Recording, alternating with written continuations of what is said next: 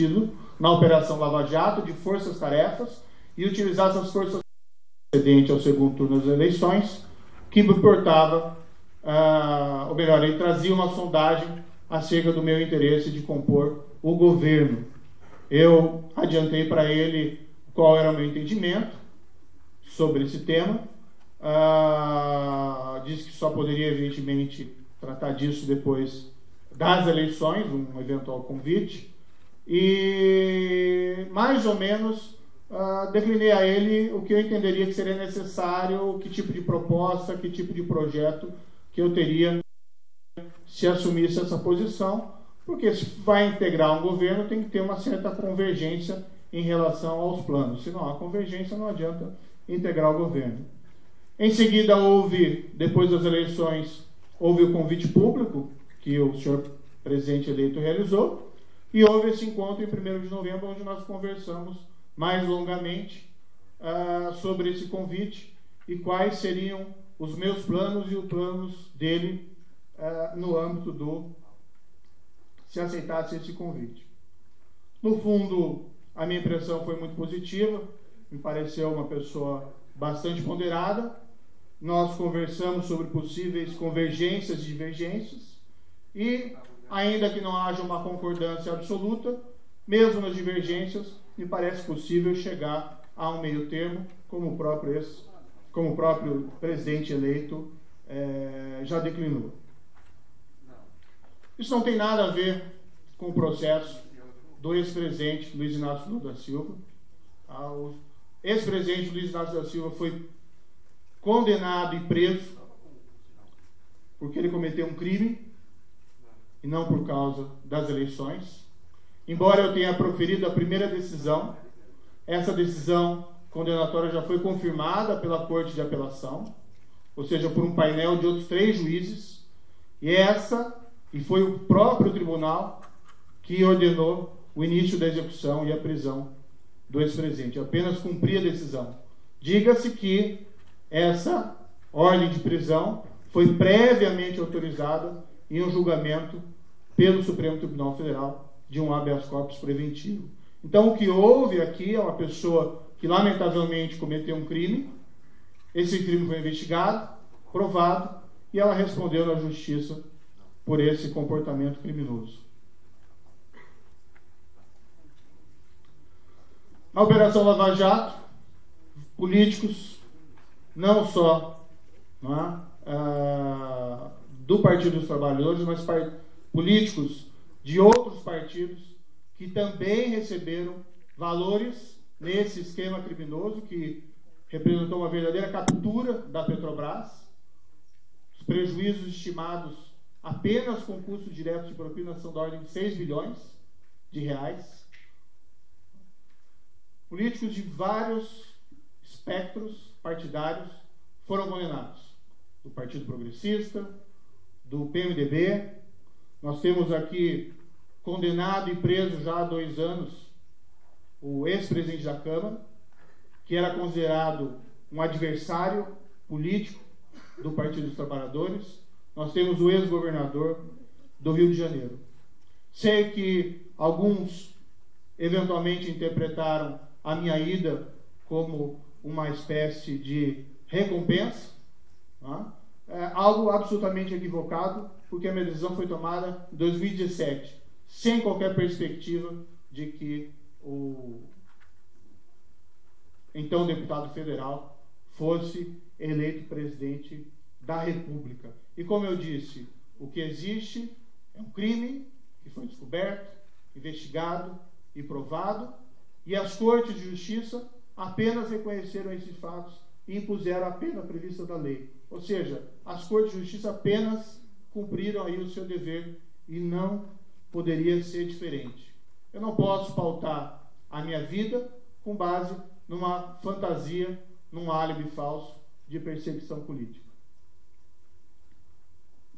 Pois bem, como eu disse, eu aceitei esse convite porque entendi que havia convergências importantes, especialmente no que se refere a essa agenda anticorrupção e agenda anticrime organizado, deixando muito claro que tudo seria realizado com base, e essa é a posição firme do presidente eleito, com base na Constituição, com base nas leis e com base nos direitos fundamentais.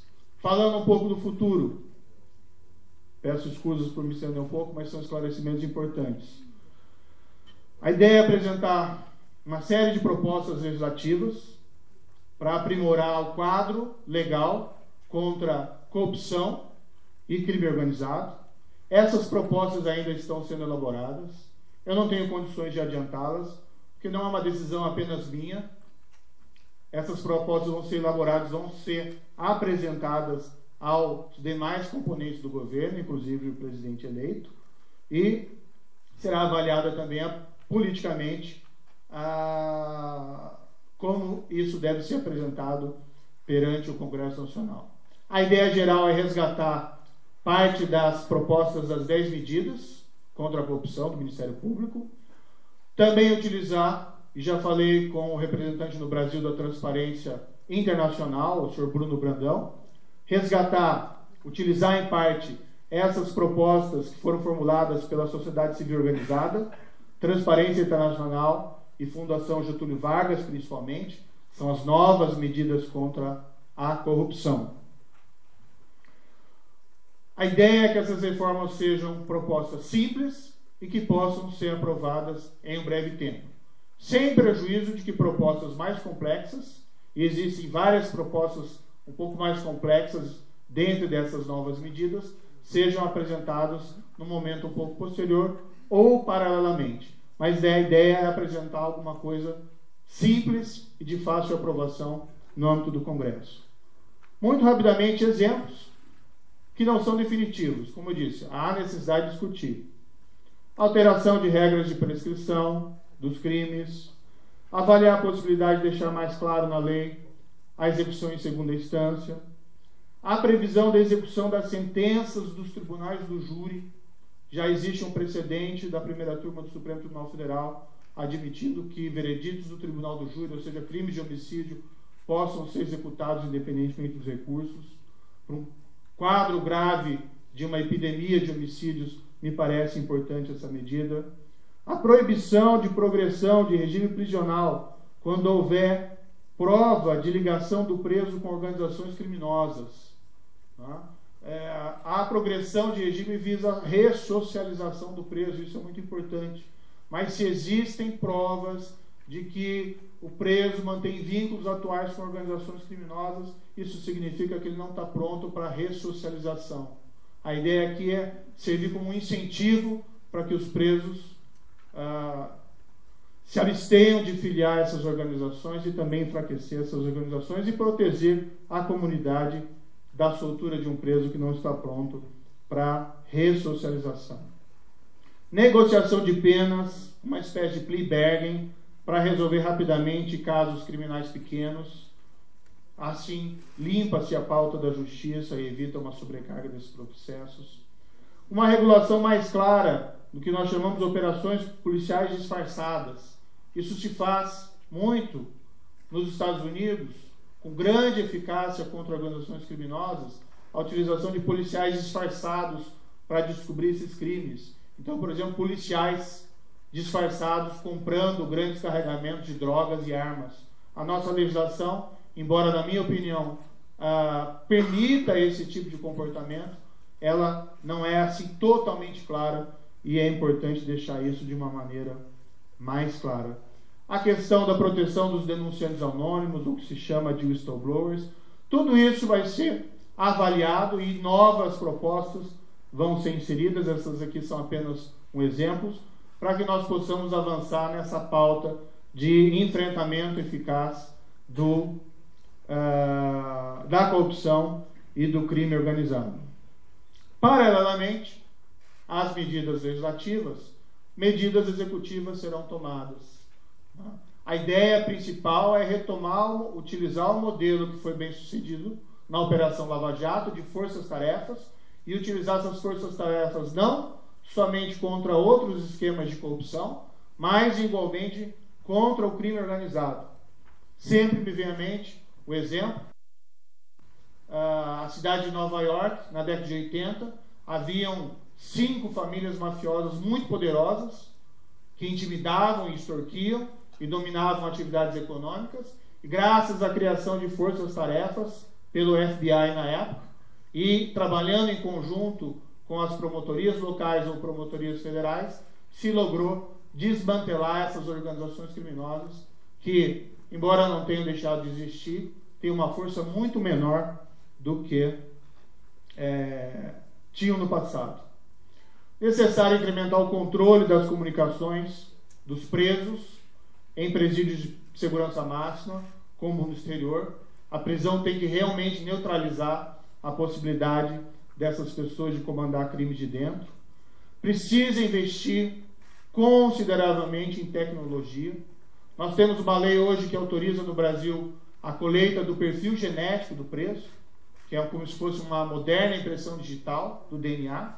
Essa é uma prova revolucionária para a identificação de crimes praticados com grave violência contra a pessoa. Tá? Em países que desenvolveram esses bancos de dados, isso serve não só para elucidar crimes, mas igualmente para exonerar inocentes, às vezes condenados por crimes judiciários. E nós temos, no entanto, apesar da lei, uma política muito tímida de colheita desse material. Então, quero desenvolver uma política agressiva no sentido não violento, evidentemente, mas para aumentar essa base de dados, que certamente vai resultar em melhores estatísticas para a elucidação de crimes de homicídio no Brasil, que são muito baixas. Buscar uma progressiva profissionalização do serviço público civil. Para tanto, precisa um diagnóstico para buscar a diminuição de cargos de comissão, para que esses cargos possam ser substituídos por cargos a serem preenchidos por concursos. Isso pode ser iniciado no âmbito do Ministério. Se a experiência for bem sucedida, pode ser expandida para outros ramos. Ou seja, investimento em equipamento, inteligência especial, estratégia. Entendo que enfrentamento tanto da corrupção, mas aqui mais especificamente do crime organizado, não segue necessariamente uma estratégia de confronto policial. Esses crimes têm que ser tratados com inteligência, com identificação dos ativos criminosos, com prisão dos líderes e isolamento desses líderes. O confronto policial pode acontecer quando existem áreas dominadas por criminosos, mas ele é sempre indesejável. A boa operação policial é quando ninguém se machuca e o criminoso vai para a cadeia e o policial vai para sua casa. Evidentemente, em uma situação de confronto policial, podem acontecer vítimas, mas nunca é o desejo de que isso aconteça. É um pouco estranho dizer isso, mas não existe a menor chance de utilização do Ministério ou da polícia para a perseguição política. Não foi feito isso durante a Operação Lava Jato. As pessoas foram condenadas com base em crimes de corrupção, lavagem de dinheiro, associação criminosa, com base em provas robustas e não por suas opiniões políticas. Não vai ser no Ministério que eu vou começar a realizar isso. Também é um pouco estranho dizer isso, mas todos têm direito à igual proteção da lei, maiorias, minorias. Tá? Não existe aí qualquer possibilidade de, no âmbito da segurança pública, no âmbito da justiça, políticas discriminatórias contra minorias, seja qual for o motivo. Minha posição pessoal, crimes de ódio são intoleráveis. Isso tem que ser resolvido normalmente pelas polícias locais, mas, se for necessário, pode-se até mesmo movimentar o aparato da Polícia Federal para que crimes de ódio sejam solucionados. Não desconheço o problema que envolve o assassinato da ex-vereadora Marielle Franco e do senhor Anderson Gomes. Eu acho que é um crime que tem que ser solucionado. Eu, assumindo o Ministério, pretendo me inteirar melhor dessas questões e ver o que é possível fazer no âmbito do Ministério. Pretendo chamar ao Ministério pessoas absolutamente qualificadas, e sim nomes que trabalharam na Operação Lava Jato, tanto por terem sido testados por sua eficiência, como por sua integridade, estão sendo considerados. As indicações virão a seu tempo. A relação com os demais poderes será absolutamente harmônica e respeitosa, Congresso e Supremo Tribunal Federal, como é absolutamente necessário. Tudo vai ser feito com base na Constituição, com base na lei, com base dos direitos fundamentais. Mas a Constituição, essa é a minha crença, não nos condena à inefetividade do serviço de segurança pública ou à impunidade da grande corrupção ou da corrupção sistêmica. A impunidade dos poderosos, econômica, politicamente, ou desses grandes chefes criminosos é inconsistente também com a Constituição. Já estou mantendo contatos com os ministros Jungmann e Segovia sobre a transição. Tá? O ministro Jungmann e o ministro Segovia. Desculpe, perdão. Torquato. Lápis. Vale por uma notinha? Né? Um momento de humor, né? Muito perdão. Perdão especialmente o ministro Torquato. O ministro Jungmann e o Torquato sobre essa transição. Tá? Eu não tenho ainda, eu fui surpreendido por esse convite e a confirmação para mim também foi algo que teve um impacto, foi uma decisão tomada somente na quinta-feira, então eu não posso lhe dar detalhes sobre a estrutura, o orçamento desses ministérios, mas os senhores e senhoras podem ter certeza que nós aprendemos rapidamente essas questões e vamos tentar repetir, embora sejam críticas, vamos tentar repetir o mesmo padrão de relativo sucesso da Operação Lava Jato na gestão desses dois ministérios. Eu acho que houve avanços, tem que se reconhecer avanços em relação à justiça e segurança pública nos últimos anos. O ministro Jungmann, em especial, criou esse fundo de segurança pública, que é algo relevante para o país, está buscando desenvolver uma política nacional de segurança pública. A justiça também tem iniciativas relevantes e importantes, mas nós vamos tentar aí, com humildade e esperando contar com um pouco de sorte, vamos tentar aprimorar esses serviços no que forem realizados. Peço desculpas pela extensão dessas considerações iniciais e abrimos para perguntas, então. Tá bom.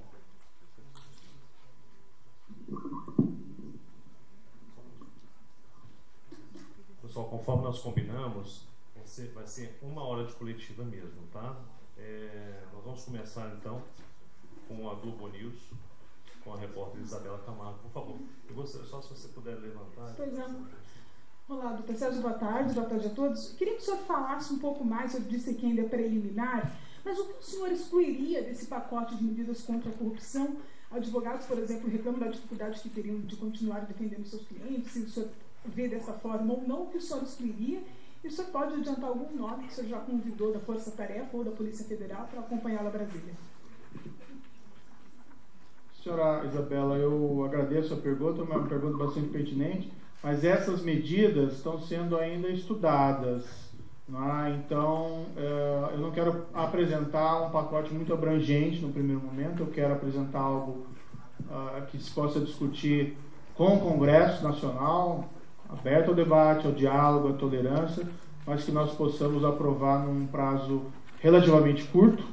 Eu não quero que seja um projeto que a aprovação demande anos e, sinceramente, eu não fiz ainda essa filtragem. Eu examinei uma série de projetos que parecem muito bons. Por exemplo, é um projeto que prevê lá a regulamentação do lobby, que foi feito pela FGV e pela Transparência Internacional. Me parece um projeto muito bom, mas me parece também um projeto complexo. E não é esse tipo de projeto que eu quero apresentar nesse primeiro momento. Mas, assim, o trabalho dos advogados jamais vai ser dificultado. A ampla defesa não se coloca em questão. O que, no entanto, é algo a ser alterado é um sistema processual que muitas vezes levava aquilo que eu utilizei a expressão diversas vezes, processo sem fim, né? E uma justiça que nunca chegava a lugar nenhum. Processos que envolviam crimes graves que se perdiam nos escaninhos da justiça sem que, às vezes, crimes cabalmente provados recebessem uma resposta institucional. O trabalho do advogado é também ver a justiça. Ele tem que defender o seu cliente dentro dos mecanismos que a justiça dispõe. E ele não pode contar com um sistema de justiça que seja uma garantia de impunidade, mesmo daqueles que sejam culpados por crimes muito graves. A questão dos nomes. Os nomes serão divulgados no momento oportuno. Eu peço desculpas, mas eu não vim preparado para divulgar nenhum nome. Já tenho muitos nomes em mente e algumas sondagens. O fato é que ainda não me decidi se é melhor divulgá-los todos de uma vez ou paulatinamente e qual é o melhor momento. Também acho que eu tenho que conversar isso com o restante do corpo do governo. Ok, próxima pergunta, Rede Brasil, repórter Davi Camilo. Você pode levantar, por favor, Davi. Boa tarde, doutor Moura. A pergunta diante dessa agenda anticorrupção que foi abordada entre o senhor e o presidente eleito, dentre as várias atitudes, inclusive o senhor citou várias delas que serão tomadas, o que o senhor considera, sobre o seu ponto de vista, como prioridade, numa ordem cronológica, o que viria primeiro e também qual o senhor considera a mais complexa dessas situações que devem ser adotadas? Eu tenho uma certa dificuldade em indicar uma em específico nesse presente momento. Claro que essas propostas elas têm um valor intrínseco, se elas aumentarem a efetividade do sistema de justiça criminal, respeitando esses direitos. Mas também é verdade que existe um outro valor, um efeito colateral, de gerar um ciclo virtuoso. A expectativa é que se gere um ciclo virtuoso para que nós possamos, vamos dizer assim, retomar padrões mais normais. É complicado dizer isso, mas a corrupção nunca vai encerrar, né? E nem o crime, nós não conseguimos eliminar os crimes, mas os níveis de corrupção e níveis de criminalidade no Brasil são muito altos. Eu conheço, por exemplo, um dono de padaria perto da minha casa, e uma certa feita, conversando com ele, ele me disse uma vez que tinha sido assaltado 3 vezes em um mês. Um dono de padaria, não é um dono de um banco, não é? Tanto que ele acabou tendo que contratar um segurança privado, que isso gera um incremento de custos significativos para um estabelecimento pequeno. E nós nos acostumamos muitas vezes a ver esses níveis de criminalidade com certa naturalidade, como se nós não pudéssemos solucionar esse problema. Eu acho que todo problema é solucionável. Não existe, porém, vamos deixar muito claro, uma expectativa de resolver esses problemas em 6 meses, ou eventualmente em 1 ano, 2 anos, ou durante toda essa gestão. Mas é importante iniciar um caminho virtuoso para que nós possamos retomar padrões de vida mais normal. Mas eu fico devendo a resposta específica, porque eu não tenho uma das reformas que me pareça a mais importante no presente momento, até porque elas estão em gestação. Próxima pergunta, repórter da Rede Record, Marcos Souza. Doutor, boa tarde. O senhor falou ontem, em uma palestra aqui na Federação das Indústrias do Paraná, que não é político e vai ter um perfil técnico à frente do Ministério. Mas acontece que o Ministério é eminentemente político. A minha pergunta se divide em 2 partes. A primeira, política interna, dentro do governo. O presidente eleito, por exemplo, defende a excludente licitude. E o senhor acabou de falar que confronto policial não é o caminho. Como tratar isso com o Bolsonaro? A segunda pergunta é em relação ao Congresso. A primeira vez que a Lava Jato tentou aprovar algo no Congresso não deu certo. Foram as 10 medidas que foram despedaçadas. Como é que o senhor pretende, o que o senhor pretende mudar no trato com o Congresso e como é que vai ser essa relação dos pontos divergentes com o Bolsonaro? Apesar do Sr. Mark, então, veja, eu acabei assumindo o Ministério e eu sei que essa é uma decisão controvertida, gerou críticas por parte da parcela da imprensa, críticas até em veículos internacionais. Eu, como disse, eu tomei a decisão que me pareceu melhor para buscar a consolidação desses avanços dos últimos anos em relação à corrupção e nós não corremos um risco de retrocesso. Em minha mente, né, sempre tenho o exemplo lá do caso da Operação Mãos Limpas na Itália, que foi conduzida por magistrados excelentes, foram presas e condenadas muito mais pessoas do que aqui no Brasil, mas a expectativa de que fosse diminuída sensivelmente a corrupção na Itália não se confirmou, ou pelo menos é controvertida. eu achei que havia oportunidade de consolidar essa agenda, assumindo essa posição. Eu não creio que eu contrariei uma afirmação que fiz há anos ao Estado de São Paulo, de que jamais entraria na política. Na minha perspectiva, na minha visão, eu sigo para atuar numa função eminentemente técnica, para fazer um trabalho técnico de um juiz a cargo desse ministério específico. Não tenho nenhuma pretensão de concorrer em qualquer momento da minha vida a cargos eleitorais, a subir em palanque. Agora, claro, dentro do ministério é inevitável que se haja um diálogo, né, com outras instituições e em especial com o Congresso Nacional. Isso é, de certa maneira, realização de política, mas não é essa visão que eu tenho desse cargo. Na questão do confronto, veja, embora a estratégia não seja a estratégia do confronto, nós temos que reconhecer que o confronto é uma possibilidade. Então nós sabemos que nós temos regiões do país que são dominadas por organizações criminosas até territorialmente, certo? Talvez o problema já tenha sido mais grave no passado, talvez tenha diminuído, mas ainda ele é muito grave.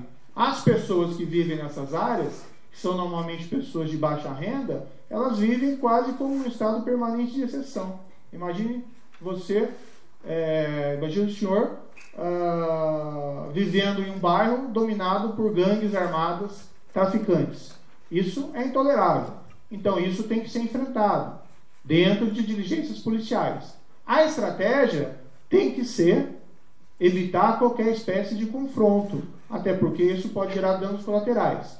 Havendo, porém, o confronto, tem que discutir, e essa é a posição, me parece, do presidente eleito, tem que se discutir a situação de um agente policial, ou muitas vezes aqui um militar fazendo às vezes de um agente policial, porque as Forças Armadas têm sido convocadas, que eventualmente alveja e leva ao óbito um desses traficantes armados.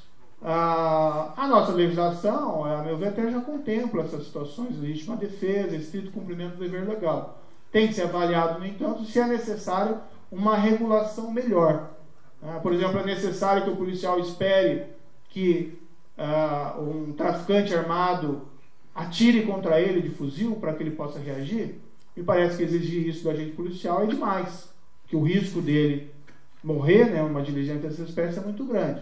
Agora, isso não significa que o confronto policial é uma estratégia a ser perseguida no enfrentamento do crime organizado. Essas são situações limites. Ok, próxima pergunta, TV Band, Douglas Santucci. Bom, o presidente eleito, Jair Bolsonaro, já anunciou que, por exemplo, com a sua chegada ao Conselho de Controle de Atividades Financeiras, ele deve deixar o Ministério da Fazenda e passar a fazer parte do Ministério da Justiça, que gerou até uma certa polêmica na própria Receita Federal. Primeiramente, gostaria que o senhor comentasse isso e também como foi a conversa com o presidente eleito Jair Bolsonaro. Essa, por exemplo, foi uma medida que já foi anunciada, negociada entre vocês? Você terá essa liberdade, né, de pauta, digamos assim? Algumas questões já foram discutidas sobre isso? Você terá essa liberdade? Em relação ao Conselho de Controle de Atividades Financeiras, Sr. Douglas, essas questões ainda estão sendo, de certa maneira, estudadas, certo? Mas me foi colocado, e eu acho pertinente, a vinda do COAF para o Ministério da Justiça e da Segurança Pública. Porque o COAF, ele trabalha, a função principal dele é trabalhar com prevenção à lavagem de dinheiro e funcionar como órgão de inteligência contra a lavagem de dinheiro. Isso, a meu ver, tem muito mais relação com a ação da Justiça que com a ação do Ministério da Fazenda. Por outro lado, isso não significa de maneira nenhuma que vai ser prejudicado o bom contato que o COAF tem hoje em dia com a Receita Federal. A grande questão que hoje envolve o COAF, e essa é uma questão de anos, é que é preciso reestruturar o COAF e fortalecer o COAF. Eu acredito que o futuro ministro da Economia, o Sr. Paulo Guedes, ele vai estar muito ocupado com questões de economia. Todos aí desejam que a economia brasileira seja revitalizada. E não é o foco de preocupação dele especificamente essa temática. Então, acredito que o local mais adequado é o Ministério da Justiça.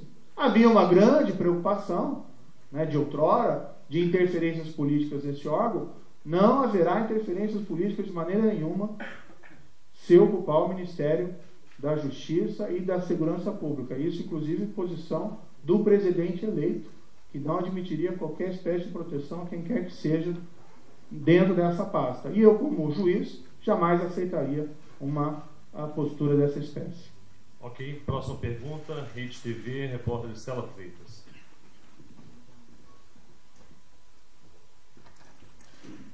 Eu vou pedir só escusa aqui um minutinho, vou trocar essa cadeira aqui.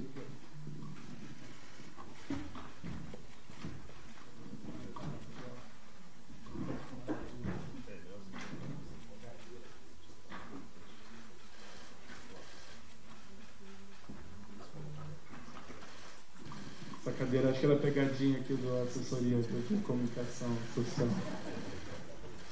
Tá brincando. Boa tarde. Eu queria saber o que o senhor pensa a respeito da flexibilização de armas defendida pelo presidente eleito, e também o senhor fala muito do combate à corrupção e aos crimes organizados, mas a gente sabe que o Ministério da Justiça vai além na questão de defesa de direitos, de proteção. Então, por exemplo, o direito dos índios, a questão da política de drogas, a questão de imigrantes, de fronteiras. Queria saber quais são os planejamentos para essas áreas também. A senhora Estela, né? Isso.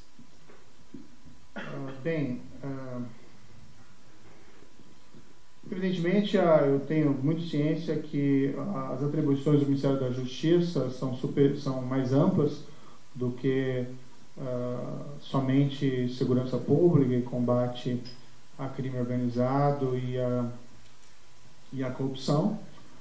Existem algumas políticas também anticrime que vão ser adotadas que não se resumem a enfrentamento da corrupção e crime organizado. Por exemplo, a ampliação da base de dados de perfil genético é algo que potencializa a solução de homicídios simples, não necessariamente relacionados a crime organizado.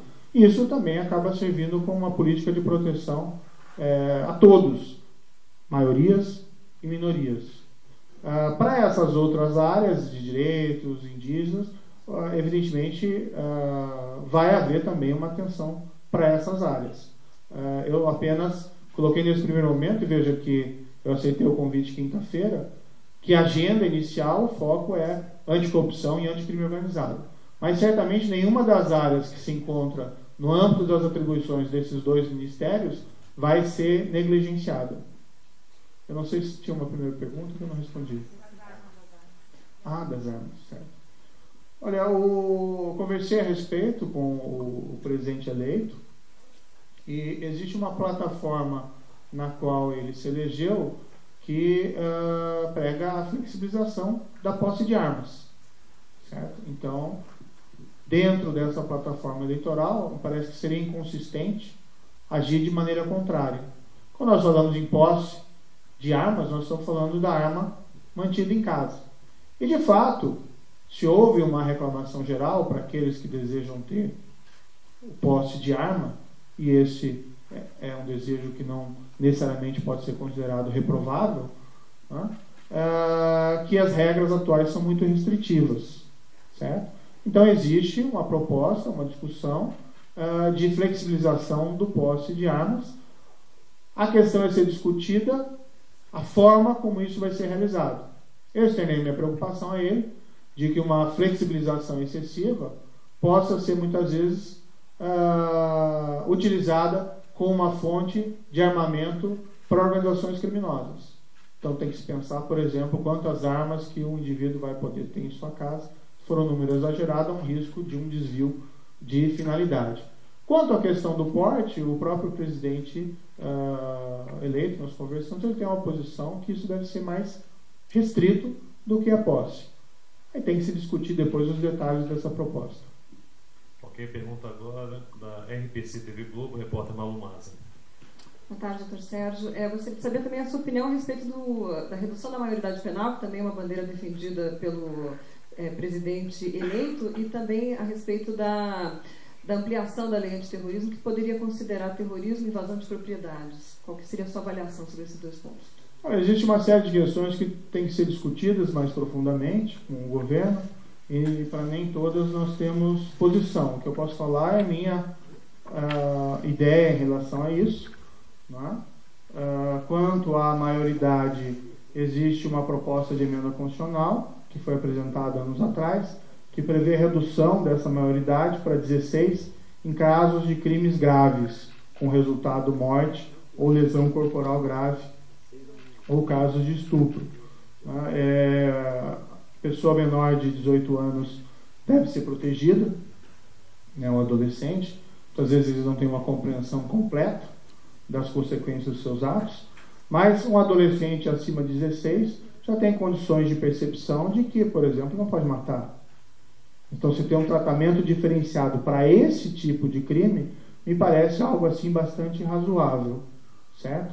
Se pode argumentar, eu já ouvi muitos argumentos, isso não resolve o problema da criminalidade, de fato, né? Mas existem questões relativas à justiça individual, né? De pais de família que muitas vezes perdem os seus filhos, as suas filhas, ou filhos e filhas que perdem os seus pais, ou parentes, ou amigos, e que são vítimas de um assassinato praticado por alguém acima de 16 anos. Então a mudança também é para dar, vamos dizer, fazer justiça nesses casos.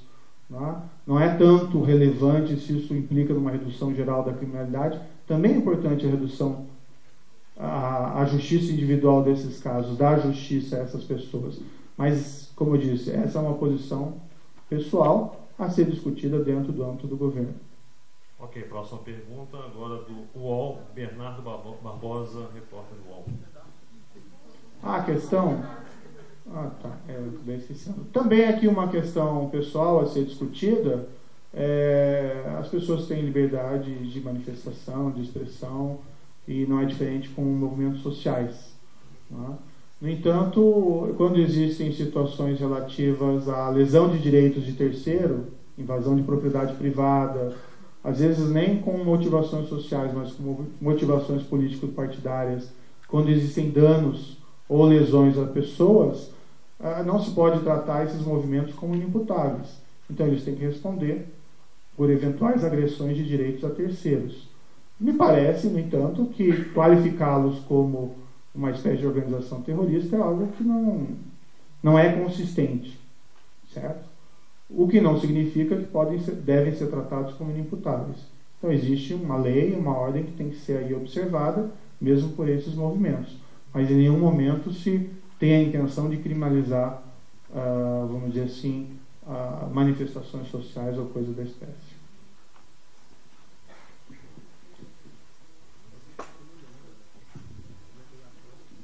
Boa tarde. Queria perguntar para o senhor sobre uma declaração que o senhor deu no evento público, se não me engano, em 2017, a respeito da ditadura militar, que o senhor avaliou que a ditadura militar no Brasil foi um erro.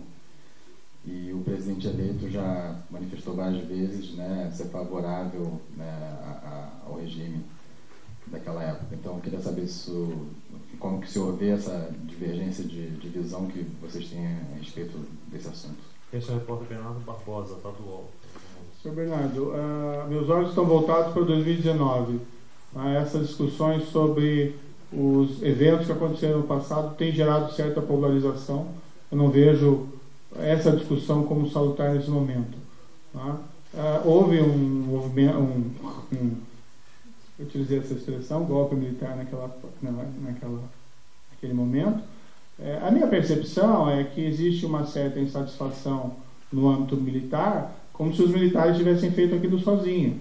Mas havia também reivindicações da sociedade, de parte da sociedade civil, né, para que eles tomassem aquelas posições específicas. Então, me parece que essas insatisfações são mais relacionadas com o fato de que os militares muitas vezes são apontados como os únicos responsáveis do que propriamente outra coisa. Mas eu não estou assumindo o Ministério da Justiça e da Segurança Pública para discutir os fatos da década de 60 ou 70. Ok, próxima pergunta, Adriana Juste, do site G1.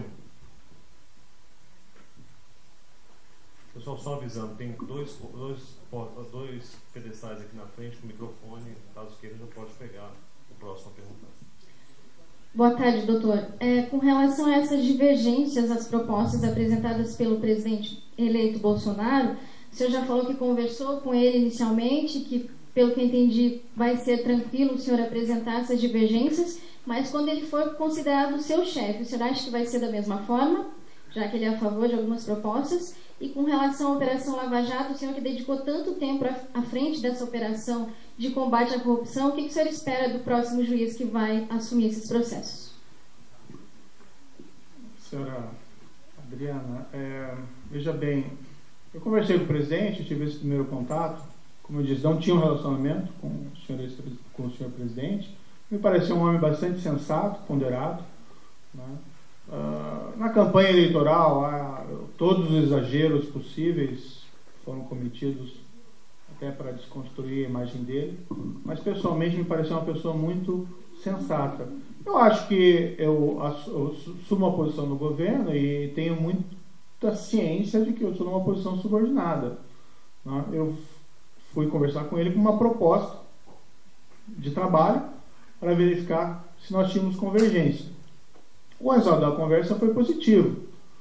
Ainda que possa não haver uma convergência absoluta, nós podemos conversar e cada um ceder nas suas posições. Ou ele, evidentemente, dá a última palavra, a decisão final é dele. Eu vou tomar a minha decisão se para mim vamos dizer assim, continuo ou não continuo.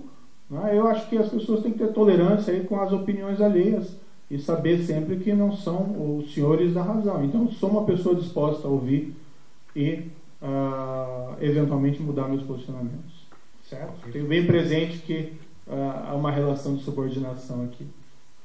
A questão da juíza, a juíza que vai assumir os casos, a doutora Gabriela Hart, é uma pessoa absolutamente preparada. É uma juíza competente, íntegra. Ela não é uma juíza que surge agora, ela já tem um longo histórico dentro da Justiça Federal, com casos processuais relevantes. Ela mesma me substituiu no âmbito da Operação Lava Jato, e foi por ter certeza que a Operação Lava Jato estaria em boas mãos que eu me senti mais confortável de tomar essa decisão, de aceitar esse convite. E próxima pergunta, Paraná Portal, repórter Roger Pereira. Boa tarde, doutor. Na sua explanação inicial, o senhor citou que a sua nomeação, a sua indicação, o convite, o aceite para ser ministro, nada tem relação com o processo do ex-presidente Lula, com a prisão de Lula.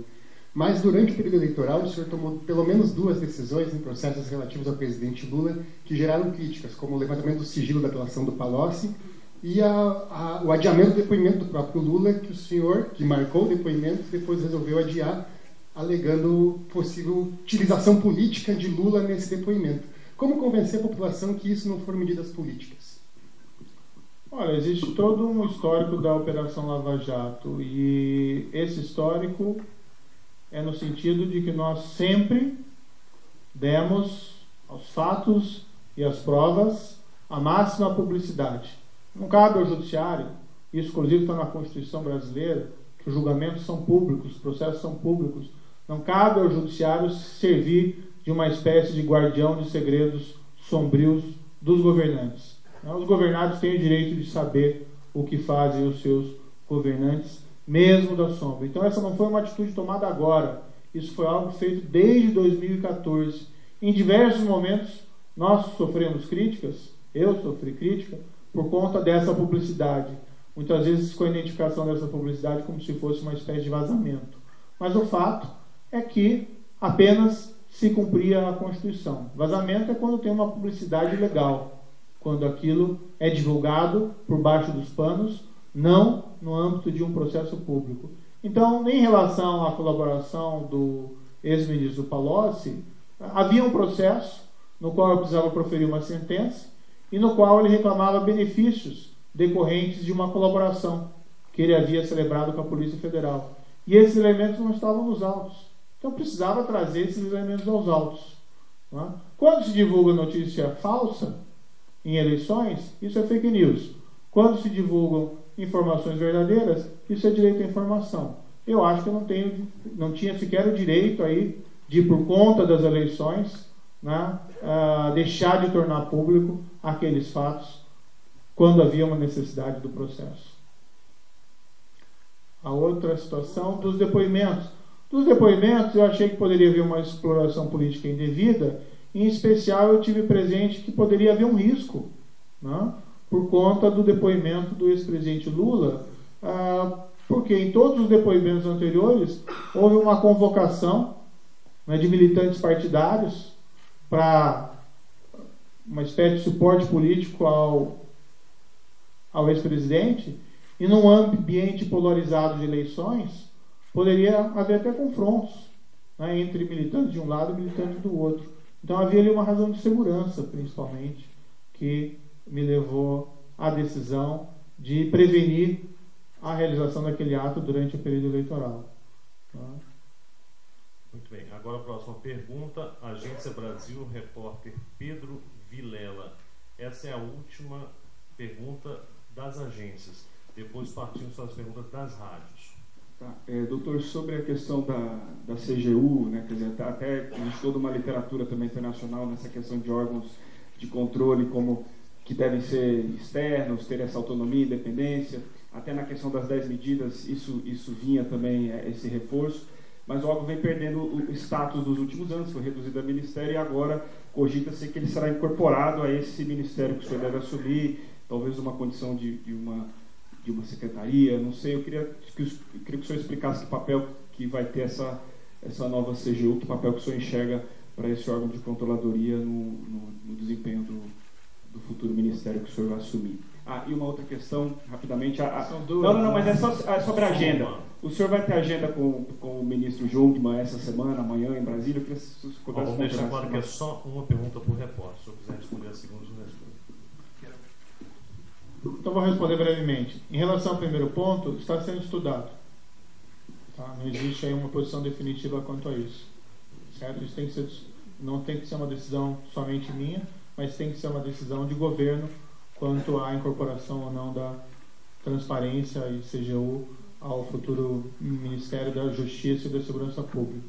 Do outro ponto, sim, devo ter encontros com o ministro Raul Jungmann. Eu, como disse, o ministro tem se destacado nessa área, tem feito, está dando estrutura ao Ministério da Segurança Pública para que a partir daí se possa avançar, isso num período relativamente curto de tempo, e nós devemos sim discutir a transição. Tenho, em princípio, um bom relacionamento com o ministro. Ok, vamos começar agora as perguntas das rádios. Começando pela Rádio Gaúcha, repórter Eduardo Matos. Depois Band News, CBN Curitiba, depois Banda B. Doutor Sérgio Moro, nessa negociação, nessa conversa que o senhor teve com o presidente eleito Jair Bolsonaro, o senhor chegou a colocar como condicionante para aceitar o cargo de ministro da Justiça e da Segurança Pública uma vaga lá na frente no Supremo Tribunal Federal? 2020 é bom a gente lembrar que se aposenta o ministro Celso de Mello e 2021 o ministro Marco Aurélio. Obrigado. Senhor Eduardo, a pergunta é bastante pertinente, mas não, eu não estabeleci condições. Não é? Eu fui conversar com o presidente eleito com uma pauta para nós sabermos onde nós teríamos convergências e onde nós teríamos divergências superáveis, certo? Eu jamais procuraria o presidente eleito e estabeleceria condições para assumir tal qual cargo público. No que se refere ao Supremo Tribunal Federal, não existe uma vaga no momento. E não faço aqui nenhum juízo de censura à sua pergunta, mas nem acho muito apropriado a discussão a respeito de uma vaga no Supremo Tribunal Federal atualmente. Eu tenho um grande apreço, um grande respeito, como eu acho que é generalizado, pelo ministro Celso de Mello. Eu acho que é um dos grandes magistrados do Supremo Tribunal Federal, não só na composição atual, mas na história do Supremo Tribunal Federal, e não me sinto confortável em discutir essas questões especificamente. Quando no futuro surgirem vagas e eventualmente houver a possibilidade, aí isso tem que ser discutido nesse novo contexto. Próxima pergunta, Band News, repórter Lenise Klenk.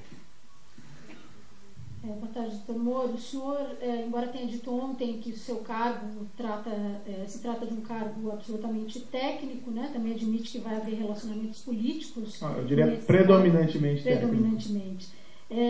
Mas vai passar por relacionamentos políticos importantes e entre esses relacionamentos o senhor deve estar na presença, na companhia do deputado Onyx Lorenzoni, que admitiu inclusive ter se valido de Caixa 2 em campanha eleitoral. E assim como ele, outras pessoas que são investigadas, inclusive condenadas, Magno Malta, Alberto Fraga, são alguns desses nomes. O senhor chegou a dizer que Caixa 2 é mais nocivo, né, ou que seria um dos atos mais nocivos em termos de corrupção, porque desequilibra o jogo democrático. Eu queria saber como é que o senhor vai enfrentar esses relacionamentos, como o senhor deve se posicionar diante dessas figuras na sua relação política no governo.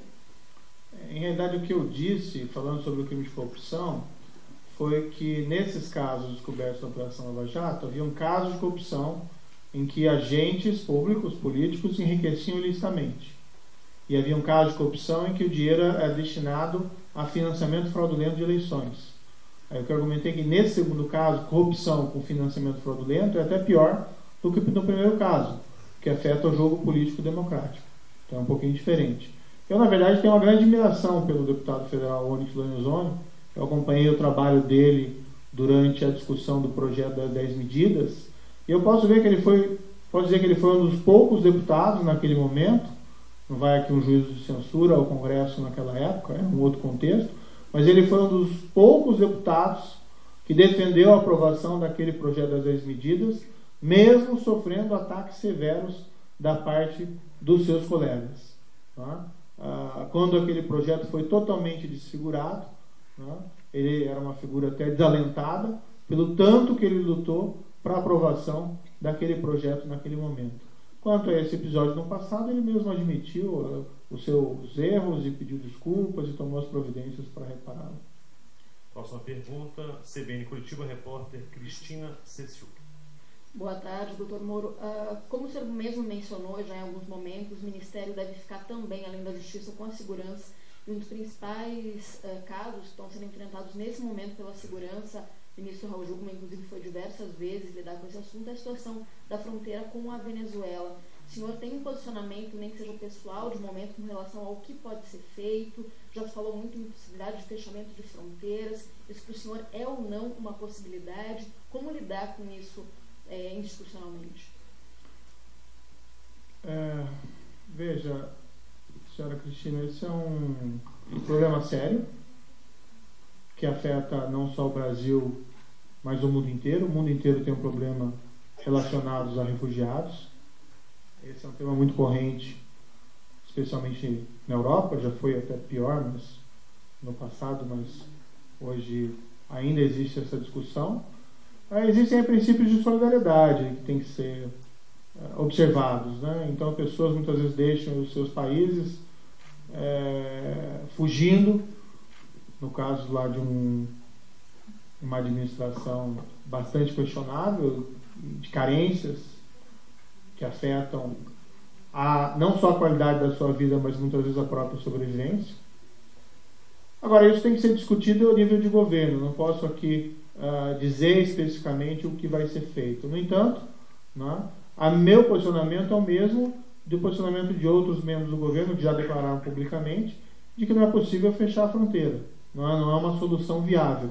Agora, é necessário verificar o fluxo dessa imigração e tentar absorver essas pessoas também simplesmente não podem ficar, vamos dizer, largadas na rua, abandonadas, sem perspectiva nenhuma. Então tem que ser analisada uma melhor solução para essa situação, e eu não tenho uma resposta muito precisa qual venha a ser essa solução, até porque não é um problema unicamente da Justiça e Segurança Pública, é um problema que transcende a Justiça e Segurança Pública. Última rádio, Banda B, Flávia Barros. Boa tarde, doutor Moro. A minha pergunta é em relação ao relacionamento com a imprensa. Como que vai ficar? Acho que a primeira convocação para essa entrevista coletiva é um bom sinal de relacionamento com a imprensa, mas o presidente eleito Jair Bolsonaro já fez algumas declarações em relação a não vou perdoar, vou cortar, né, recursos em relação aos jornais que falem mal de mim, então mintam ao meu respeito. Como que vai ficar o relacionamento com a imprensa? Olha, eu marquei essa entrevista coletiva, eu não sei se devo marcar tantas assim, porque elas dão trabalho e existe toda uma questão de gestão a ser realizada. Eu novamente digo que achei que era necessário nesse primeiro momento ter uma oportunidade desses esclarecimentos, mas igualmente, como eu disse, em homenagem à cobertura que a imprensa fez da própria Operação Lava Jato. Ainda que pontualmente tenha havido alguma crítica que me tenha parecido um pouco injusta, mas eu acho que a imprensa fez um excelente trabalho e é o papel dela também fazer essas críticas, certo? Eu acho que eu não posso falar sobre as condutas do presidente eleito. Eu acho que ele tem recebido a imprensa e conversado com a imprensa. Agora, às vezes nem sempre na extensão que é possível, mas o diálogo com a imprensa tem sido permanente. Tenho visto entrevistas dele diariamente, às vezes para mais de um veículo. Ok, vamos agora aos veículos impressos, jornais e revistas, iniciando pelo O Globo, repórter Cleide Carvalho. Boa tarde, doutor Moro. Eu gostaria de saber qual a sua posição pessoal sobre a saída temporária de presos e também sobre a progressão de penas. O senhor pretende limitar o regime hoje de progressão de penas? É uma pergunta bastante pertinente da senhora Cleide Carvalho. Eu não tenho todas as respostas a essas questões. E veja que as propostas que irei realizar ainda serão submetidas, ainda serão conversadas no âmbito do governo e especialmente com o senhor presidente eleito. O governo é dele e ele dá a última palavra evidentemente a essas proposições. Uma delas, no entanto, das propostas que eu já adiantei é que não se pode aí progredir preso que não esteja preparado para a ressocialização. Preso que tem vinculações com o crime organizado é inviável. Isso incluiria, certamente, benefícios prisionais como essas saídas. Há uma noção corrente, e eu acho que é aceitada da população, que determinados crimes no Brasil recebem penas muito pouco severas. Claro que na extensão das penas elas parecem elevadas, pessoa condenada por homicídio lá há 20, 30 anos, mas na prática ela acaba cumprindo um tempo muito reduzido por conta dessas perspectivas de progressão. Embora a progressão seja relevante para a ressocialização, eu acho que muitas vezes se barateia a vida quando se tem uma progressão muito generosa para esses crimes mais graves, especialmente casos de homicídio. Não raramente nós vimos nos jornais informações de que pessoas que cometeram homicídios qualificados sendo colocadas em progressão de regime com menos de 10 anos de cumprimento de pena. Casos até famosos, aquela artista global que foi assassinada no passado, o responsável pelo homicídio não cumpriu mais do que 10 anos em regime fechado ou um período aproximado. Agora já há uma discussão que está surgindo nos jornais de uma possível progressão do Nardoni, responsável pelo homicídio qualificado de sua filha. Então o regime tem que ser um pouco mais rigoroso nesses casos, o que não significa que nós não tenhamos presente a importância da ressocialização do preso, mas é possível discutir essas regras e ajustá-las para evitar um tratamento inadequado nesses casos de crimes graves. Posso fazer um complemento? Rápido. Só um minuto, gente, só combinou uma pergunta, está com tempo apertado, por favor. Se der, você faz os complementos depois. Vamos passar no próximo respeito aos nossos colegas. Vamos passar para o Valor Econômico, repórter Rafael Moro Martins. Boa tarde, doutor. Aqui na frente. Aqui, doutor. Tudo bem? Doutor, o juiz Gerardo Colombo, italiano, que foi um dos que tocou processos da Operação Manipulite, ele disse em uma entrevista que, se não me falha a memória, foi vinculado pelo UOL, que considerou a ida do senhor ao Ministério precipitada. Ele considerou que devia haver um intervalo entre a sua saída da magistratura e a sua entrada na política. Ele mesmo usou esse termo. Eu queria que o senhor fizesse um comentário a respeito dessa opinião dele e reforço também a segunda pergunta que a TI tinha feito. Não, é apenas uma pergunta. Já são duas. Já são duas. Uma pergunta apenas. Pois é. É uma resposta de 30 segundos. Não, se for dentro de outra pergunta, ok. Nós combinamos isso com todos, né? Acho que tem que respeitar os outros colegas. Esse tempo que a gente está discutindo, ele podia estar respondendo. Mas não, vamos manter a combinação que nós fizemos. Né? Veja, muito rapidamente então. A grande corrupção também tem que ter um tratamento mais severo. E se pode, desse tratamento mais severo, se pensar também nas regras de progressão diferenciadas. A pequena corrupção, um guarda de trânsito que recebeu uma propina num sinaleiro, ele não ser preso, responder por uma pena menor, alternativa, algo até aceitável, ou eventualmente se houver uma prisão ele progredir rapidamente. Mas a grande corrupção, realmente é necessário se pensar em regras mais rigorosas. A questão do magistrado, o Colombo, eu tenho um grande respeito por ele, conheci ele pessoalmente. Às vezes as pessoas têm algumas informações distorcidas.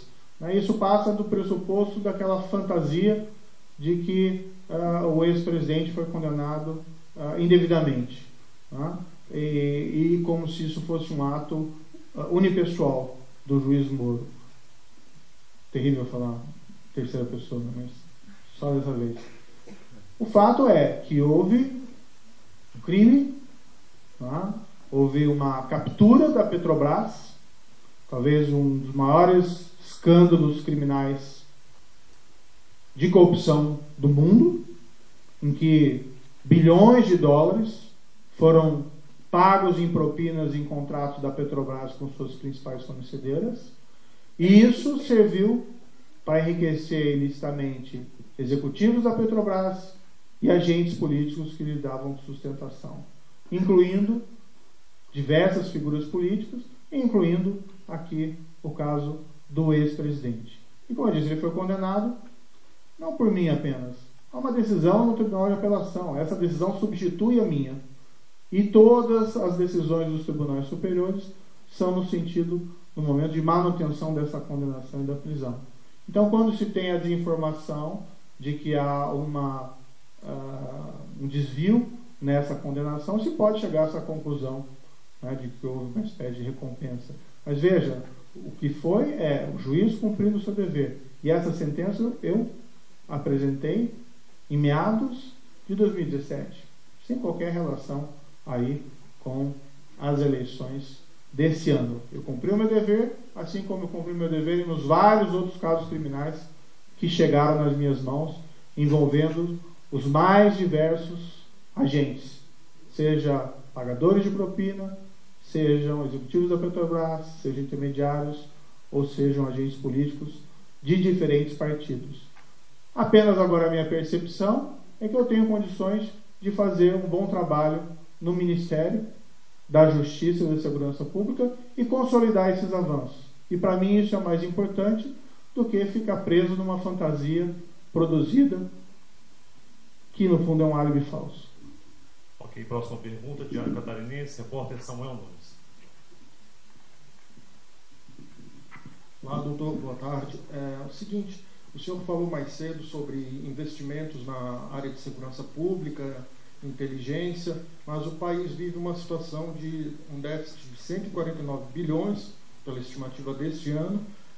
Eu queria saber de onde o senhor pretende tirar dinheiro para implantar essas políticas quando assumir o Ministério da Justiça. Bem, num cenário de escassez de recursos, sempre é necessário foco e estabelecer prioridades. No próprio âmbito da Operação Lava Jato, essa foi uma política adotada no início. Tá? Qual foi um dos motivos do relativo sucesso da Operação Lava Jato? Você cria a força-tarefa e você focaliza os recursos existentes para investigar e apurar aqueles crimes, porque naquele momento eles são mais importantes e são crimes de elevada gravidade. Eventualmente alguma coisa fica de fora, mas com a focalização se pode avançar muito. De todo modo, foi criado no decorrer desse ano o Fundo Nacional de Segurança Pública, que tem até recursos orçamentários significativos. Então é possível realizar um bom trabalho no âmbito da Justiça e da Segurança Pública. Né? O orçamento está aprovado, não, dizem que é o maior orçamento da pasta, né, da história. Então é possível sim fazer um bom trabalho. Mas, de todo modo, como eu disse, sempre o foco é importante, sempre eficiência, sempre evitar desperdiçar o dinheiro do contribuinte. Né? Se existe dinheiro disponível, tem que se tentar extrair o máximo possível daqueles recursos para alcançar o melhor resultado. Esse é um dever do serviço público. E próxima pergunta, Folha de Londrina, repórter Mariana Franco Ramos.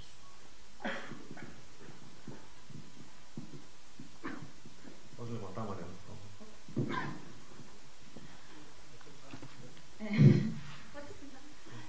Boa tarde, doutor. A Constituição Federal veda que um juiz de direito exerça atividade político-partidária, incluindo a função de ministro, apesar do senhor considerá-la uma função técnica e não política, né? Por que o senhor optou por tirar férias agora e não pedir exoneração imediatamente? Isso de alguma forma não fere a legislação? Não, veja, tem havido uma discussão sobre isso. A meu ver, a parte de uma premissa equivocada. Eu não posso ir para o executivo, assumir um cargo no executivo e manter meu cargo de juiz. Isso não está acontecendo. Só vou ser nomeado para esse cargo e tomar posse em janeiro. Então, o que eu fiz por hora é me afastar da jurisdição, o que é necessário, e no momento próximo à nomeação, eu vou me exonerar. Isso já não tenho nem como assumir o cargo sem me exonerar. E já coloquei isso no papel, não há nenhuma dúvida em relação a isso. Eu tirei essas férias para que eu possa. Veja, eu não estou praticando atos no presente, eu estou planejando a participação num governo futuro, que exige aí um planejamento prévio. Eu não pedi exoneração desde logo, porque, olha, eu não enriqueci no serviço público, eu preciso dos vencimentos do serviço público para a minha manutenção. E, principalmente, a grande indagação, como juiz, um efeito colateral negativo desses grandes casos são as ameaças e os riscos que os juízes sofrem. Né? Eu fico imaginando, eu peço exoneração hoje, e daqui a um mês acontece algo comigo, como é que fica a minha família? Né? Não fica nem com a possibilidade de ter uma pensão, por exemplo, para a sua subsistência? Então eu devo correr esse risco, né, de deixar a minha família do desamparo, quando, na verdade, eu não estou assumindo o cargo no executivo, nesse primeiro momento, eu estou saindo da jurisdição e tirando férias. Então, sinceramente, eu não vejo problema. Me parece que aí existem situações de fantasmas da mente e as pessoas deveriam se preocupar com coisas... Não estou aqui censurando sua pergunta, certo? Eu acho que é uma pergunta pertinente e ótimo que a senhora o fez para que eu possa esclarecer. Mas qual é o problema do juiz tirar férias e começar, vamos dizer, a planejar o que vai fazer no futuro? Eu não estou assumindo o cargo. Né? Ok, próxima pergunta. Jornal Gazeta do Povo, Kelly Cadanaus.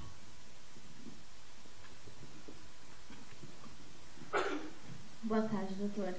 O senhor disse ontem em uma palestra na FIEP que aceitou o cargo de ministro do governo Bolsonaro para afastar aí alguns receios infundados em relação à próxima gestão, né? Queria saber que receios são esses que o senhor acha que são infundados e que o senhor gostaria de afastar e como que o senhor vai trabalhar ali para garantir o Estado Democrático de Direito, como que o senhor pretende, como subordinado do presidente, garantir a democracia como ministro? A minha avaliação que eu tenho do presidente eleito é que é uma pessoa moderada. Né? Inclusive, essa própria conversa pessoal me mostrou mais claramente isso. O presidente eleito, inclusive, moderou o discurso durante as eleições e tem, em suas manifestações recentes, apresentado esse discurso mais moderado. Eu não vejo em nenhum momento um risco à democracia e ao Estado de Direito. Certo?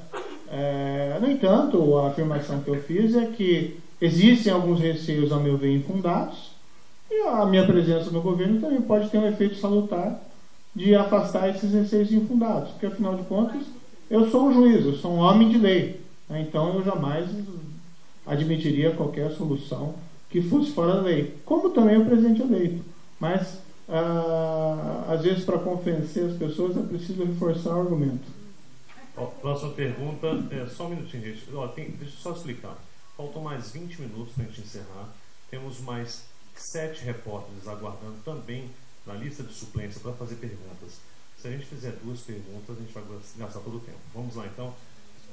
Veículo Bem Paraná, Nasley Rezende, repórter. Boa tarde, doutor. O senhor disse que vai assumir um cargo e que o presidente eleito disse que o senhor tem autonomia, 100% de autonomia para combater a corrupção, mas que vai ter que encontrar um meio termo nas questões relacionadas à segurança. O senhor vai se deparar com questões pontuais, como a proposta do presidente, como a colega mencionou, de classificar como terrorismo as invasões de terra. E não é só isso, por exemplo, ele pretende retirar da Constituição qualquer medida que relativize o conceito de propriedade. Então, por exemplo, um movimento invade uma terra contestada judicialmente, que foi grilada muitas vezes, enfim, um universo de possibilidades. O senhor vai se deparar com isso.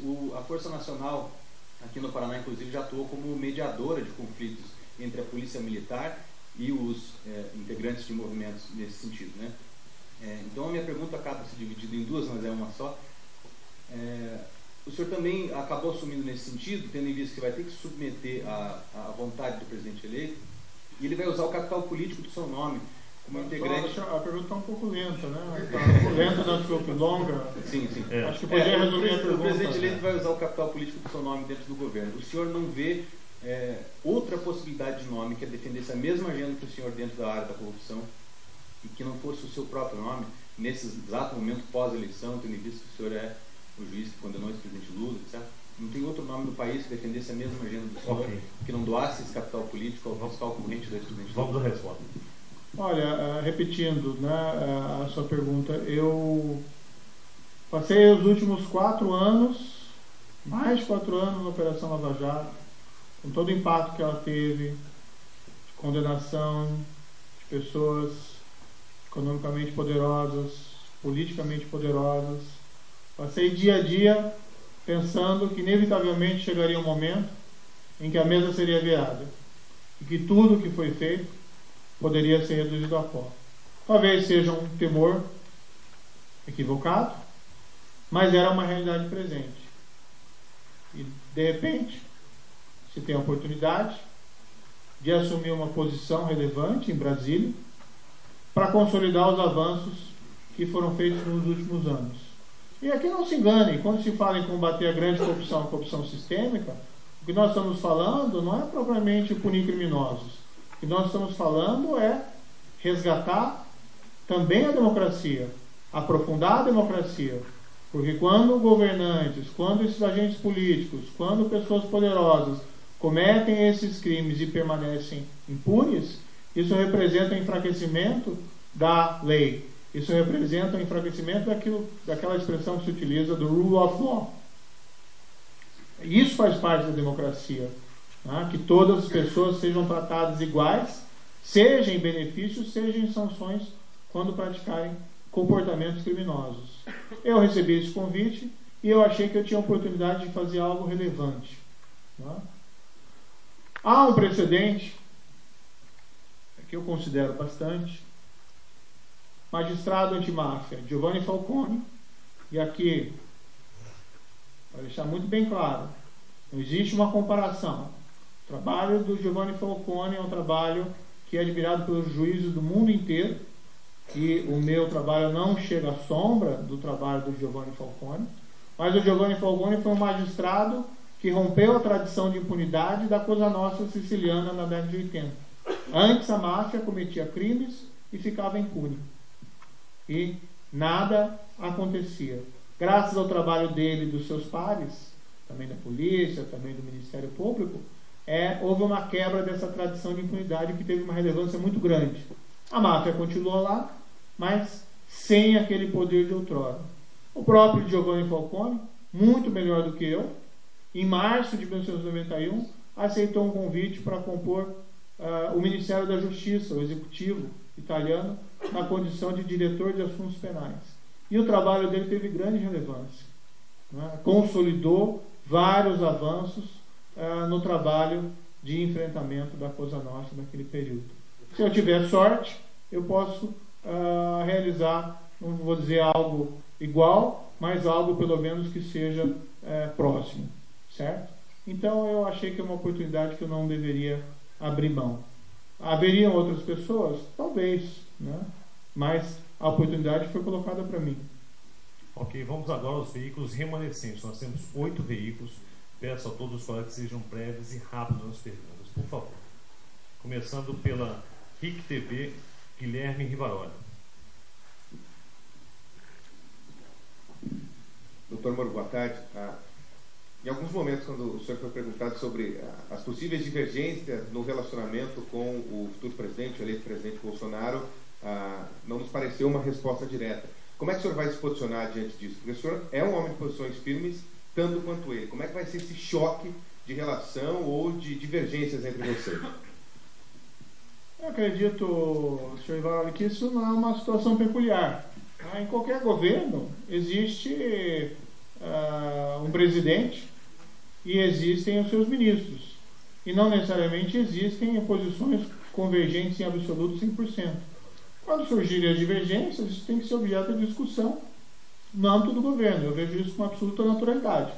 A conversa, no entanto, que nós tivemos na última quinta-feira foi bastante produtiva.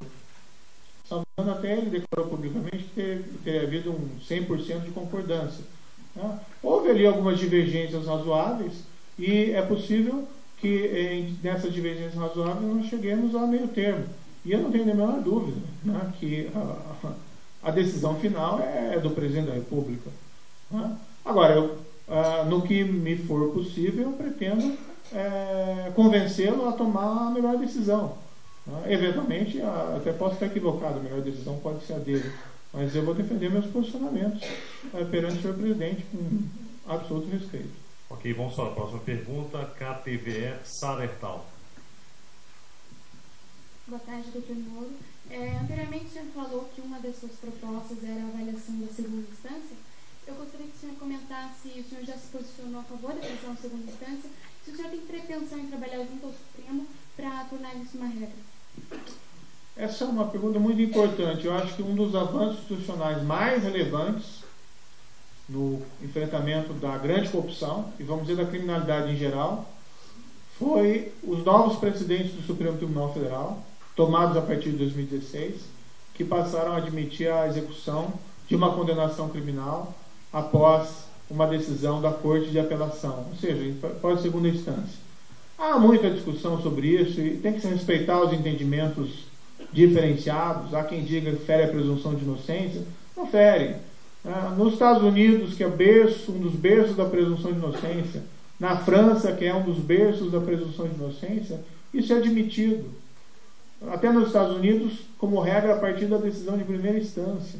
Então, se esses países que são berços da presunção de inocência admitem a execução após um julgamento de apelação, quanto mais aqui o Brasil. Na posição de Ministério da Justiça, sim, eu vou defender publicamente a posição, né, de que o Supremo deve manter esses precedentes. Respeitosamente, evidentemente. Não cabe a mim aqui, né, pressionar o Supremo de alguma maneira. Vou externar minha posição pública respeitosamente ao Supremo Tribunal Federal, esperando que o Supremo mantenha esses precedentes. Certo? Paralelamente, se pode cogitar na apresentação de um projeto de lei, para deixar isso mais claro na legislação. Essa é uma das propostas possíveis a serem apresentadas. Eu acho, no entanto, que tem que ser estudado com a área política, né? A área de coordenação política do governo. Melhor esse ponto. Ok, vamos lá para a próxima. Rede Massa, Jairo Nascimento. Jairo Nascimento. Boa tarde, doutor. Durante essa eleição, o presidente Bolsonaro ele teve um trabalho de marketing diferenciado em relação aos demais, centralizado, etc. O senhor acha que, já temeu, já passou pela sua cabeça que a sua indicação pode ser também um trabalho, uma cartada de marketing dele? Já pensou como o senhor poderia ser tratado como um troféu dentro do governo ou não? Eu não acredito nisso, sinceramente. Eu fui convidado com a expectativa de que eu possa realizar um bom trabalho dentro de uma convergência de planos que foram discutidos, e também essa é a minha pretensão, né? Apresentar. Se isso pode ser explorado politicamente em favor, me parece que se faz um bom trabalho, é natural que o governo possa, vamos dizer assim, faturar politicamente com esse episódio. Mas é isso que se deseja de qualquer governo, que ele faça um bom trabalho. Não acho que existe aí uma precedência de uma coisa em relação à outra. Ok, vamos para a próxima. Rádio Nacional, Lucas Leon. Boa tarde, doutor Moro. Em relação ao projeto Escola Sem Partido, que o governo de Bolsonaro defende, inclusive ele tem pedido para que alunos gravem professores em sala de aula, reclama muito de uma doutrinação marxista dentro das escolas. Queria saber a opinião do senhor em respeito a esse projeto e a questão constitucional. O Supremo tem dado sinais de que a escola sem partido seria inconstitucional. Gostaria de sua opinião sobre isso. Olha, em princípio essa é uma questão da pauta de educação, da pasta de educação, e não da pasta da justiça e da segurança pública. Eu tenho o compromisso pessoal, não foi exigido, mas é um compromisso pessoal, de não opinar sobre assuntos relativos a outras pastas. Eu não acho apropriado. Seria a mesma coisa que perguntar sobre a taxa de câmbio. Eu não creio que eu devo me manifestar. Se o Ministério da Justiça e de Segurança Pública for questionado sobre essa situação, aí evidentemente será externada uma posição. Mas assim, o governo nem começou.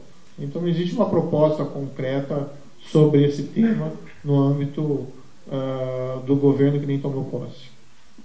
Próxima pergunta, TV Brasil, Paulo Leite.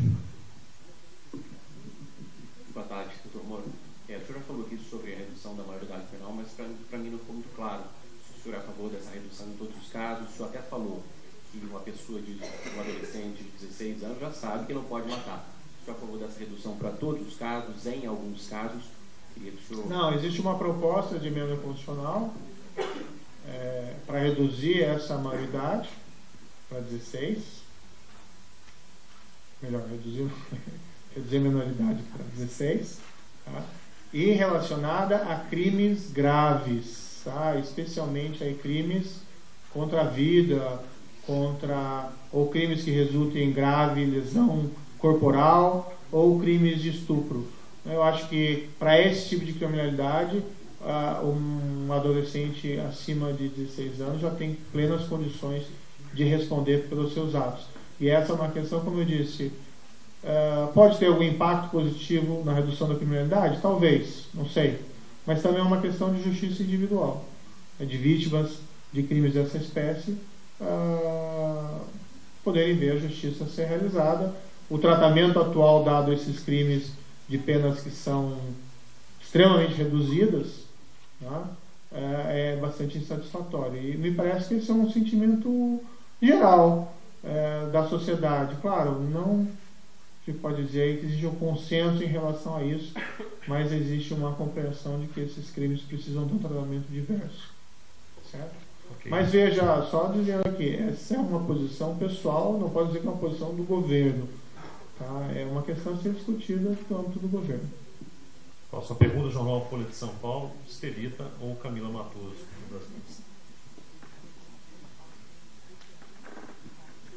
Boa tarde, doutor Moro. Aqui. Camila Matoso. Muito prazer. O senhor falou aqui algumas vezes hoje que o Bolsonaro é ponderado, que o senhor teve com ele e sentiu isso dele, sensato. Foram as duas palavras que o senhor utilizou. Ele ficou conhecido por alguns discursos polêmicos, como o senhor sabe, entre eles defendeu a tortura, a ditadura, grupos de extermínio, disse que seria incapaz de amar um filho gay. E o que eu queria saber é se esse discurso o senhor considera ponderado. O senhor falou também da moderação dele durante a eleição, e ele disse sobre fuzilar a petralhada no ar. Só uma pergunta. É sobre a mesma coisa. Eu queria saber se isso também o senhor considera um discurso ponderado. Veja, há uma situação de declarações pretéritas, mas nós estamos olhando para o futuro, não é? Então, quais são as propostas concretas do governo que, por exemplo, afetam ou ofendem minorias. Até onde eu tenho presente, nenhuma. Né? Então, se pode ter feito declarações não muito felizes no passado, e muitas vezes essas declarações são colocadas fora de um contexto em que está havendo uma agressão verbal, num contexto que está havendo uma discussão, mas assim, pelo menos o que eu observei nas nossas conversas e mesmo durante a campanha eleitoral, um caminhar de moderação do presidente. Se surgir alguma proposta governamental que seja mais discutível nesse aspecto, é plenamente possível que nós abrimos o debate e discutimos, mas não existe nada. Não existe nada. Existe alguma política persecutória, por exemplo, contra homossexuais ou homoafetivos? Não existe. Não existe a possibilidade disso acontecer. Zero. Então, muitas vezes, existe um receio de algo que não está nem potencialmente presente. Não existe essa possibilidade. O próprio presidente eleito já declarou diversas vezes que não existe nenhuma intenção de uma política discriminatória contra minorias. Certo? Metro Jornal, José Marcos Lopes, repórter.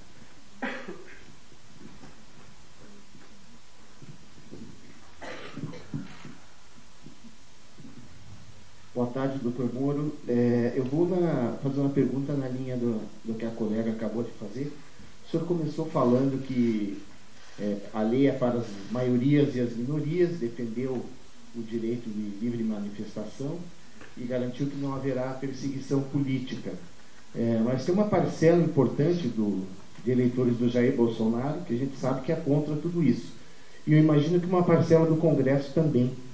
O senhor acha que essa pressão dessa extrema-direita pode prejudicar a sua atuação no Ministério em algum momento? Veja, eu acho que essas questões têm que ser colocadas em termos bastante concretos. Né? Havendo a apresentação de uma proposta de política pública específica, se isso pode afetar ou não afetar direitos de minorias. Até onde eu tenho presente, não existe nada disso na mesa ou sendo gestado. Né? Eu tenho plena convicção de que a partir de 2019, de janeiro de 2019, essas minorias vão poder exercer as suas liberdades com tranquilidade, normalmente, sem qualquer risco para elas. Tá? Ao contrário, como eu mencionei aqui, todos têm direito à igual proteção da lei. Então, se houver situações de violação de direito dessas minorias, isso tem que ser devidamente apurado. Tá? E se essa violação partir de um crime, partir, por exemplo, de um crime de preconceito, de ódio, isso tem que ser severamente punido. E até, em última análise, como eu disse, se necessário, se utiliza até a Polícia Federal para suprir eventuais deficiências de investigações locais. Certo? Então, eu, sinceramente, não vejo nada além de receios infundados em relação a esse ponto. Ok, vamos para a próxima pergunta. Jornal Estado de São Paulo, repórter Ricardo Brandi.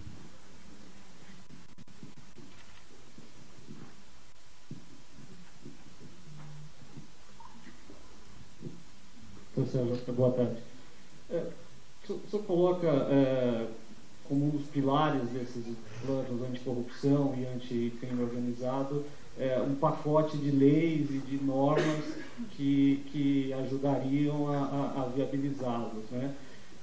Recentemente, o senhor já falou mais de uma vez da década de 90, das leis que foram aprovadas à luz da onda de sequestros, de crimes contra a vida, aproveitando uma janela.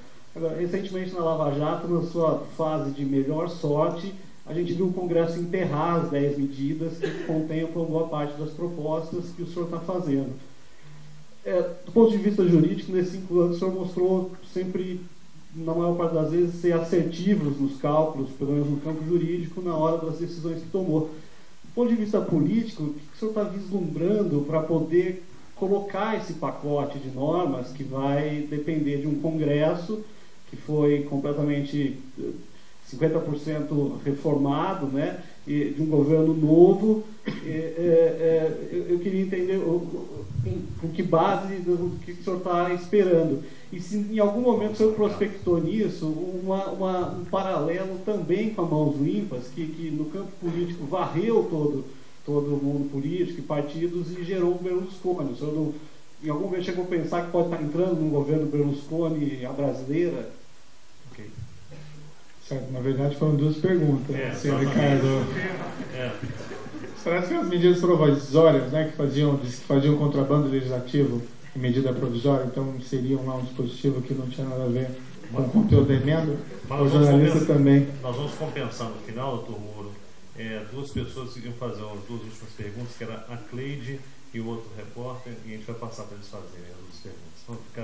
Não ninguém ficar de alguma forma prejudicado. Certo. Mas enfim, a segunda pergunta, Berlusconi, não vejo semelhança, certo?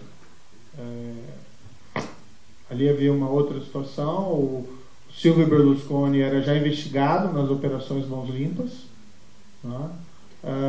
Então não havia, ele, embora ele tenha assumido o poder com bandeiras anticorrupção e com esse discurso, ele mesmo já tinha comprometimento com crimes pretéritos investigados na própria operação Mãos Limpas. Então não existe nenhuma semelhança com a situação atual relativamente ao presidente eleito. No que se refere ao segundo ponto, olha, a vida é um aprendizado, né? Eu não tenho todas as soluções e não digo que vai ser fácil, mas pretendo conversar com os membros do governo que têm mais experiência política do que eu, com o próprio presidente eleito. Afinal de contas, ele ter ganho essas eleições das circunstâncias em que ganhou, com poucos recursos financeiros, com pouca exposição na mídia televisiva e com uma abordagem muitas vezes, em geral pela mídia impressa, bastante crítica, né? É realmente algo significativo. Isso lhe dá um capital político para efetuar mudanças relevantes nesse futuro próximo. E a discussão com o Congresso, pretendo realizar uma discussão de alto nível, né? Se pretende convencer os parlamentares e ouvir também os parlamentares, né, a respeito dessas propostas. Mas eu tenho uma expectativa, que eu posso eventualmente estar equivocado, de que seja possível, com o debate, com o conhecimento, aprovar esse primeiro pacote num período aí de talvez 6 meses, né? Eu acho que são importantes, por isso até que as propostas vão ser propostas relativamente simples. A gente acredito manter as coisas simples, né, porque elas são mais facilmente de serem objeto de discussão. No caso das 10 medidas, foi um momento diferente político, né? Tem que se compreender talvez o que levou o Congresso, a Câmara naquele momento, a reagir de maneira tão negativa àquele projeto. Talvez a discussão tivesse contaminada por um momento político específico, e eu acredito que no início de um novo governo, de início de uma nova legislatura, quer com os parlamentares novos, quer com os parlamentares antigos, há uma possibilidade de uma abertura maior ao diálogo e aprovação de medidas anticorrupção e anticrime organizado no presente momento. Ok, vamos lá. Canal Curitiba, Sônia Marques. Doutor Sérgio, o senhor respondeu para a minha colega aqui, Lise Klenk, a respeito de como o senhor enxerga o relacionamento com futuros pares no Ministério. O senhor respondeu a respeito do ministro Onyx, ou futuro ministro Onyx. Mas do ponto de vista da sua convicção como juiz, como é que o senhor enxerga a composição do ministeriado com investigados ou futuros investigados em processos de crimes variados? O próprio ministro Paulo Guedes é envolvido em 2 processos que estão sendo investigados de crime financeiro. Não só do ponto de vista de relacionamento, mas de convicção como juiz. Como é que o senhor enxerga a composição desse ministeriado do presidente eleito Jair Bolsonaro, que teve como